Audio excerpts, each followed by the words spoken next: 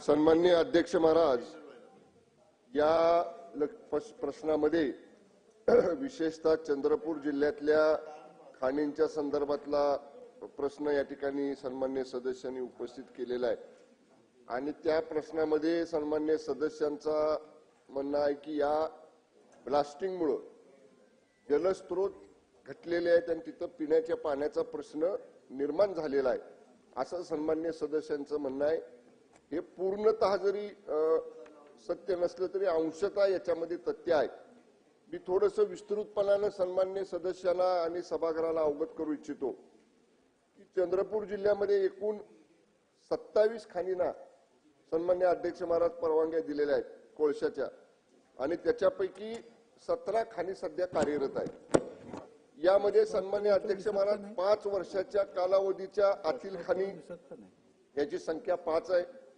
10 वर्षाच्या आतील खाणींची संख्या 6 आहे आणि 10 वर्षाच्या पूर्वीच्या खाणींची संख्या म्हणजे 2015 पूर्वीपासून जिथं मायनिंग चालू आहे त्याची संख्या 6 आहे। या संदर्भामध्ये जलस्रोताचा जो प्रश्न या ठिकाणी सन्माननीय सदस्यांनी उपस्थित केला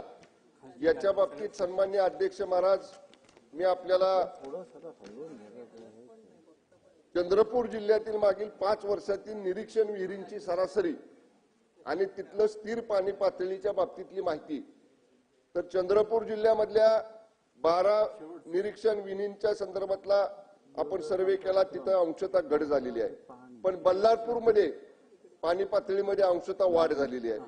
भद्रावतीमध्ये अंशतः वाढ झालेली आहे। म्हणजे याचा अर्थ सन्माननीय अध्यक्ष महाराज काही ठिकाणी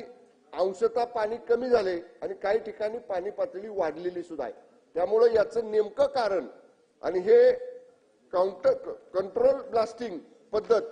जी या ठिकाणी सेंट्रल मायनिंग डिपार्टमेंटनी आपल्याला निर्धारित करून दिलेली आहे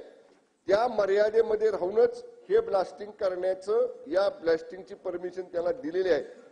आणि यांचं जे ब्लास्टिंग आहे सन्माननीय अध्यक्ष महाराज हे समांतर पातळी ही 6 मीटर पर्यंत आहे आणि त्या ब्लास्टिंगची पद्धती कंट्रोल ब्लास्टिंग या शास्त्रशुद्ध पद्धतीनुसार या ठिकाणी सन्माननीय अध्यक्ष महाराज करण्यात आलेली आहे। आणि अरविंदो याचा विषय सन्माननीय जोरगेवार साहेबांनी या ठिकाणी उपस्थित केला, त्यांना एकूण 936 हेक्टर क्षेत्राला या ठिकाणी खाण मंजूर करण्यात आलेले, त्यापैकी केवळ 78 हेक्टर क्षेत्रामध्ये सध्या या ठिकाणी मायनिंग सुरू आहे। या कंपनीने सन्माननीय अध्यक्ष महाराज भारत सरकारच्या 3/3/2021च्या आदेशानुसार आणि महाराष्ट्र सरकारने केलेल्या लिलावातल्या 15/2/2023च्या लिलावाद्वारे 30 वर्षाकरता त्यांना या ठिकाणी परवानगी देण्यात आलेली आहे आणि मंजूर खाणकाम योजनेनुसार त्याची क्षमता वार्षिक उत्खननाची 1.50 मेट्रिक टन या पद्धतीने आहे। त्यामुळे सन्मान्य सदस्यांनी जे सांगितलं की पाणी ह्या ब्लास्टिंगमुळे घटलं तर हे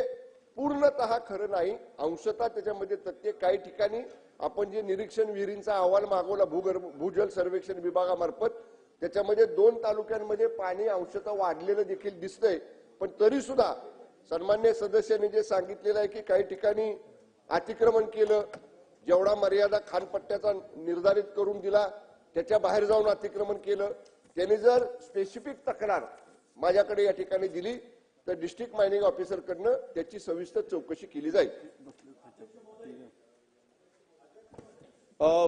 खरं तर चंद्रपूर जिल्ह्यासाठी अत्यंत महत्त्वाचं